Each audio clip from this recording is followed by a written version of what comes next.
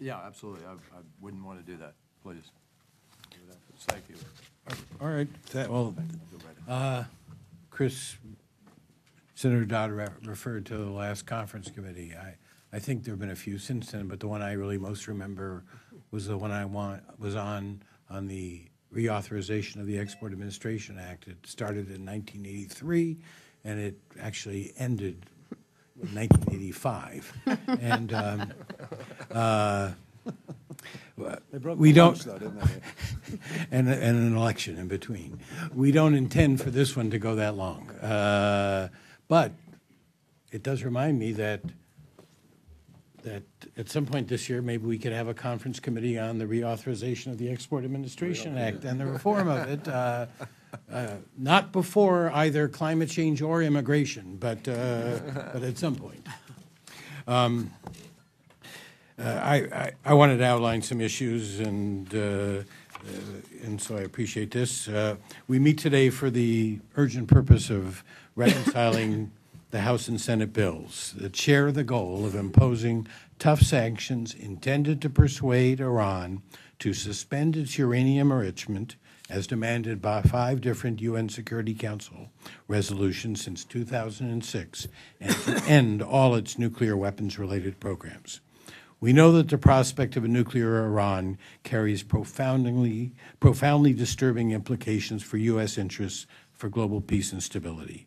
A nuclear-armed Iran would dominate its neighbors, would spark a regional nuclear arms race, would be able to pursue its nefarious aims, including support of terrorists and oppressions of its citizens, with near impunity. Worst of all, it might even use those arms against U.S. friends and allies, and within the decade may have the capability of staging a nuclear attack against the United States.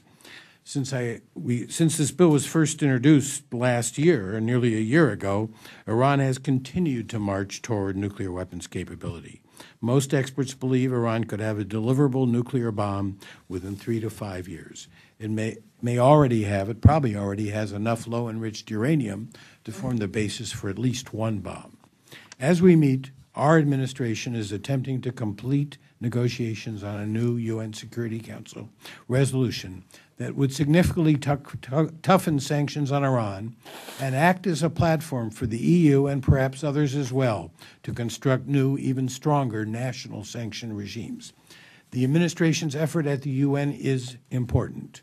We want to be helpful, and I believe that simply by pursuing our legislation, we already have been. In recent months, many energy companies have announced an end to refined petroleum sales and other forms of participation in Iran's energy sector. I believe the pace of talks at the Security Council has perhaps also quickened because of our legislation, although it remains to be seen when and whether a resolution will emerge. We should be supportive of the multilateral approach. A multilateral effort is certainly preferable to a strictly unilateral effort. Yet time is not our friend, and as we wait to secure multilateral support, Iran and its spinning centrifuges do not wait.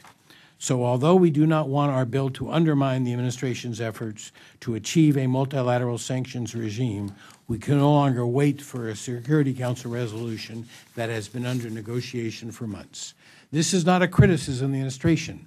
It has made strenuous efforts to achieve a resolution and has given a higher priority to Iran than any previous administration. It is simply a fact of Security Council politics, where it takes at least 5 and sometimes more to tango. For now, and until we see otherwise, we should proceed as if there will be no UN Security Council resolution. But we certainly could act more flexibly if the Security Council acts urgently and effectively to impose strong sanctions. In order to spur its multilateral diplomacy, the administration has asked us to include in our legislation the possibility of an exemption from sanctions for companies domiciled in so-called cooperating countries. That is, countries that generally cooperate with and contribute to multilateral efforts to isolate Iran economically and politically and to end its nuclear weapons-related programs. In my view, there is indeed a certain logic to such an exemption, provided it isn't too broad. Whether our bill includes such an exemption and the form it should take will be one of the crucial questions this conference will decide. I anticipate that the bill we send to the President will be stronger and more comprehensive than either the House or Senate versions of the bill currently is. There are certainly measures we want to add to the bill, especially those dealing with Iran's human rights abuses. We should support measures that would sanction Iranian human rights abusers and would enhance Iranian citizens' access to the Internet and other communication services. I'd also like to broaden our current bills by adding a new category not covered by the Iran Sanctions Act or in the bills before us. Current law authorizes the President to sanction companies that invest in Iran's energy sector. The bills before us would sanction companies that sell refined petroleum to Iran or help Iran to maintain or enhance its domestic refining capacity through investment or sales of technology, goods, services, or information. However, we have not yet considered sanctioning companies that support Iran's energy sector beyond its domestic refining capacity through sales of technology, goods, services, or information. I'd like to plug that gap in our anticipated sanctions regime. We should also consider measures to increase Iran's isolation from the international financial sector. Several Iranian financial institutions have been sanctioned over the years because of their connection to money laundering for purposes related to terrorism and development of weapons of mass destruction. But we now understand that virtually every Iranian financial institution, starting with the Central Bank of Iran, is involved in these types of activities. And we should put an end to U.S. government contracts for foreign companies that support Iran's energy sector. The New York Times recently reported that over the past decade, we have paid out more than $100 billion in U.S. government contracts to companies doing business with Iran. That includes more than $15 billion to companies engaged in activities sanctionable under the Iran Sanctions Act. That must stop. And let me address one more critical issue here. In the years since the Iran-Libya Sanctions Act was first passed in 1996, there has been only one instance in which the President determined that a sanctionable investment had taken place. That was in 1998, and the purpose of President Clinton's determination was to waive the sanction. Since then, there has never been a determination of sanctionable activity, notwithstanding the fact that the recent GAO and CRS reports, and for a time even the Department of Energy website, have cited at least 24 investments in Iran's energy sector of sanctionable levels. We need to insist in law that the executive branch implement sanctions as passed by Congress. Our bill should require the President to investigate all reasonable reports of sanctionable activity, make a determination as to whether the reported activity is sanctionable, and if it is, to go ahead and either impose sanctions or, if he chooses, waive sanctions. I know the administration officials don't want our bill to require the executive branch to investigate each report of sanctionable activity. They especially don't want the bill to require them to make the determination as to whether or not to actually impose the sanctions. They want to be authorized to impose sanctions if they so choose, but they don't want to be required to impose them.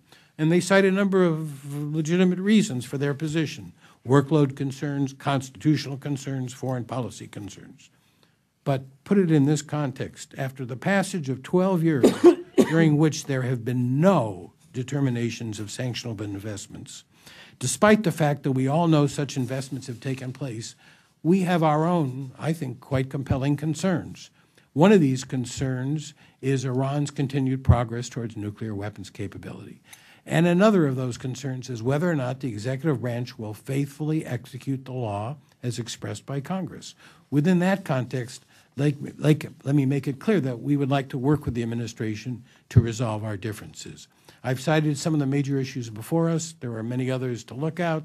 As Senator Dodd said, I look forward to all the conferee's comments and to working with all of you to achieve a powerful bill that maximizes our chances of preventing Iran from achieving a nuclear weapons capability. That's our goal.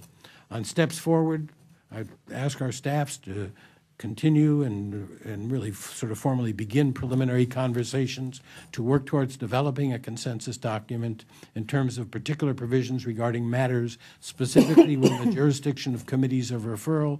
Our staffs will be available to hear and discuss possible alternatives in order to address their concerns, and I'm hopeful we complete that process within the next couple of weeks. We have our work cut out for us, and let's get started. Very good. John, Senator Kerry? Thank you, Mr. Chairman. Thanks, Chairman Dodd and Chairman Berman. Appreciate the opportunity to share a few thoughts quickly. And thanks for your strong leadership, both of you, on this, and all our colleagues on this conference committee. It's obvious to everybody here that there